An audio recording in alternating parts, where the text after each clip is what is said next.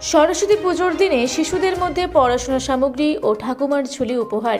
আজ সরস্বতী পুজোর দিনে হিলি ব্লকের ত্রিমোহিনী এলাকার দুস্থ আদিবাসী শিশুদের মধ্যে পড়াশোনার সামগ্রী সহ ঠাকুমার ঝুলি তুলে দিলেন কলকাতা নার্সার ফাউন্ডেশনের পক্ষ থেকে বিশিষ্ট চিকিৎসক ডক্টর পয়োধি ধর ও ডক্টর সঞ্চারী সিনহা।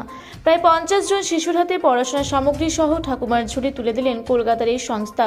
এই অনুষ্ঠানটি সুন্দরভাবে পরিচালনা করবার জন্য সহযোগিতা করেছেন হিলি ব্লকের স্থানীয় আদিবাসী যুব কল্যাণ সমিতি। অনুষ্ঠানের শুরুতে আদিবাসী মহিলাদের দ্বারা সঙ্গীত ও নৃত্য পরিবেশন হয় এবং সমস্ত অতিথিদের আদিবাসী রীতিতে বরণ করে নেওয়া হয় এবং পুষ্পস্তবক অর্পণ করা হয়।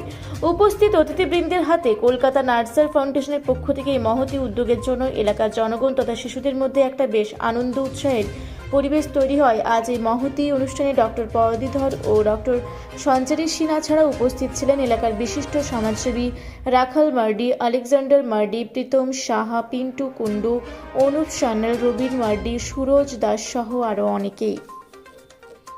ত্রিমোহিনী থেকে বিদ্যুৎ কুমার মাহাতোর রিপোর্ট, রূপসী বাংলা মিডিয়া।